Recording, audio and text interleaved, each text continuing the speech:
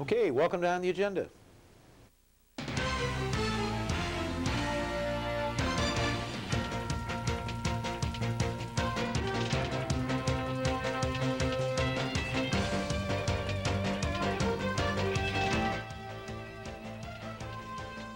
I'm Jim Larkin, and joining me on this segment is Dick Singer. Hi, Jim. Dick Singer is a very active member of Mended Hearts Incorporated, Chapter 138 here in Cleveland, and he's the Mended Hearts Activities Coordinator for Hillcrest Hospital. And when he gets down to the main campus, he does about everything, including tours of the new building.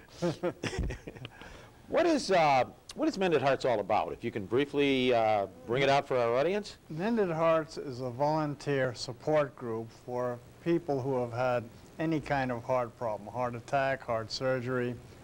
And it's our job to try and encourage them to get through a difficult period of time in their lives and get back to normal and better than normal. Purpose of getting treated for heart disease, of course, is to get better. But it's a time of some degree of pain for some people, possible change of diet, and a time where you have to recover from major surgery in some cases. So what we do is give help, support, and encouragement both to the patient and their family. What's the criteria for membership?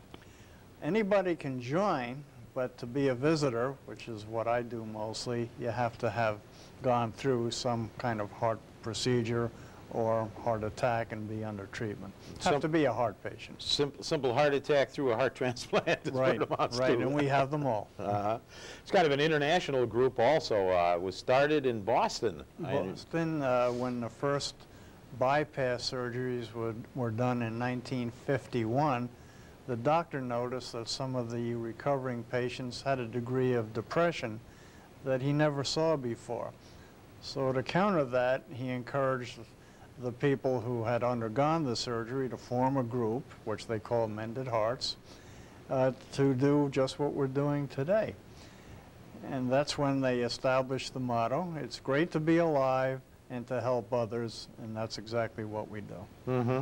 That depression, especially with the guys, I mean, I had a heart attack back in, what, 84, I think it was, and never thought about it, but it was a depression type thing, I guess, yeah. Looking back. And of course, up in Michigan, they didn't have, well, I wasn't aware of it anyhow, if they did have it in the area at the time. Right. And now I know when I visit, especially the male patients, you talk to them and their support people about the depression routine, because you wonder, where do I go from here? I think that's the biggest thing. Well, that's true. In the earlier days, they didn't like to talk about depression, but now everybody knows about it. I wonder how you can avoid it, because the surgery does take something out of you, and you have to go through the recovery period. And to do that, you have to be active. You have to get up and walk. And it sounds strange. You're supposed to take it easy, but really, that's the worst thing you can do. You have to get up and get moving. They'll give you directions when you go home, do it. And then when you're a little bit better, say 6 to 8 weeks later, get into cardiac rehab. It changed my life. And I'm still doing it and really doing much better. I'm doing more now in terms of activity and walking than when I was 20. And you can do it. So I encourage everybody. Everybody should do it before they have a heart attack, but if it happens after a heart attack, you especially must get active again. And the walking doesn't give you the danger with the joints and the hips that the runners run into. Right. You went through your rehab at down at the main campus of Cleveland Clinic. Right, at the clinic. Yeah. I went through it at Lake West, and that was a fine facility. I think one of the advantages, you see people who might be a little ahead of you. You figure, you know, there is hope at the end of the tunnel, and, you know, I am making progress? That's true. You're with other people who have been through the same kind of thing. And I know at Hillcrest, which has a very fine facility. We'll get them all in yet. Yeah, well, that's the idea. And, of course, the main campus, wonderful people. And they've made a big difference in my life. We have one lady who comes to our group. She has MS, heart problems, and a walker, and she gets on the treadmill, same as I do. It's inspiring. Oh, yeah. We have people with really bad cases of diabetes and joint problems. They get on the treadmill, same as I do, or a bike. Yeah, one of the big advantages in the rehab programs is they do monitor your heart. They give you an individualized program, and that's with you for the rest of your life. During rehab, they monitor your heart, blood pressure, heart rate, and design a program just for you so that you don't do too much, but if you're doing less than they think you should do, they'll encourage you to do a little bit more. You know, we did different exercises in 10-minute segments.